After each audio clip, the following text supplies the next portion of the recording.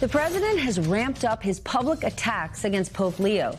Trump said he would not be apologizing to the first American pontiff after calling him, quote, weak on crime and terrible for foreign policy on social media Sunday night. And here's how the Pope responded earlier this morning. I have no fear of neither the Trump administration nor speaking out loudly about the message of the gospel. And that's what I believe. I am called to do what the church is called to do. We're not politicians. We're not looking to make foreign policies and calls it with the same perspective that he might understand it. But I do believe that the message of the gospel, blessed are the peacemakers, is a message that the world needs to hear today. The president was also asked today about his now deleted post of an AI-generated image. You've probably seen it by now. It appeared to depict Trump as Jesus healing a sick man. Watch this. Mr. President, did you post that picture of yourself depicted as Jesus Christ? Well, it wasn't depicted. It was me. I did post it, and I thought it was me as a doctor, and it had to do with Red Cross as a Red Cross worker there, which we support. And only the fake news could come up with that one. So I just heard about it, and I said, how did they come up with that? It's supposed to be me as a doctor making people better, and I do make people better. I make people a lot better. Joining me now to discuss, Bishop Marion Budde, spiritual leader for the Episcopal Diocese of Washington. You may remember she was criticized by President Trump after she urged him to simply have mercy on LGBTQ children and immigrants at the inaugural prayer service last year. Bishop, I'm so grateful that you join us on this late night. Your words are important, especially now. Christians from across the political spectrum have been speaking out to condemn the president for all of this. What is your reaction?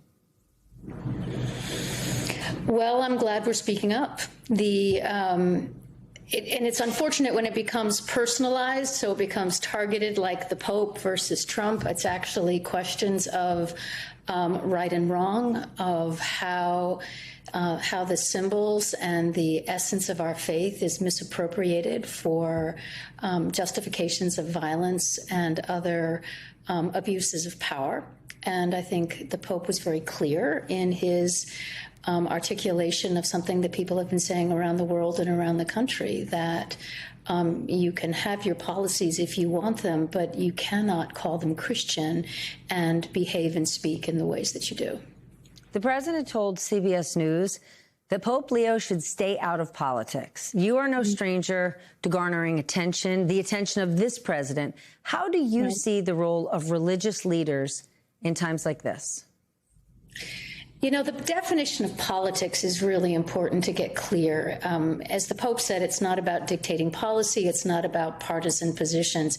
It's about tending to the body politic, the common good, and the principles and the values that make for human thriving. And those are spiritual issues about which every religion has something important to say, not to promote the religion itself, but to promote the well-being of human beings. And he was clear about that. I believe that all of us at our best, when we speak into the social realities of our day, are trying to uphold what is best for all humanity. And that's politics in the best sense, in the spiritual sense. And that's what we try to do. Defense Secretary Pete Hegseth has been linking U.S. military actions in Iran with Christianity and specifically divine purpose. The president has said he believes God supports America's actions in the war. Do you think that's appropriate? No, I don't. It's a gross misrepresentation, and it's always dangerous. It's dangerous for me to say that I believe that God is on one side or another. I think we have to approach the will of God with a great deal of humility, and then resort to the foundational teachings of our spiritual leaders, which would, as the Pope said, peacemaking, not war. You have been trying to bring people together. But since you and I last spoke, so much has happened. There has been a huge immigration crackdown. 2 Americans were killed in Minneapolis, causing massive outrage. And now, obviously, we're at war. it doesn't seem like things are getting better. Well, I would agree that there seems to be an escalation of the policies that are driving this administration, and they're being played out on bigger and bigger fields of influence, both across the country and now around the world. And so in that sense, I would agree things are getting worse. Where things are getting better, I would argue, is that the response is growing to create an alternative narrative that says we as a country are better than this. We as a country are better when we build bridges, not walls, when we care for our neighbors, no matter where they come from. And when in the international arena, when we are peacemakers and we do everything we can to work with our allies to promote peace and to contain authoritarianism.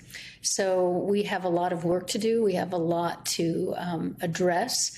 But every person who steps up and says we can live a different way and we can strive for a better path, I think gives us yet one more glimmer of hope that we can hang on to. And right now, we need every one of us to do our part to help turn that narrative around. Bishop Budde, what is your message to people watching, especially those who feel disconnected or despair? You have lots of reasons for despair. You can find them all around, but I would encourage you to look for sources of hope. They are all around you.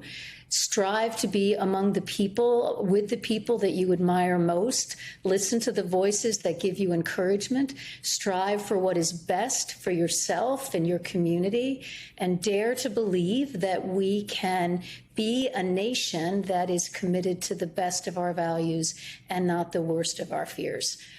There's always reason for hope if we'll look for it, and especially when we strive to embody it ourselves.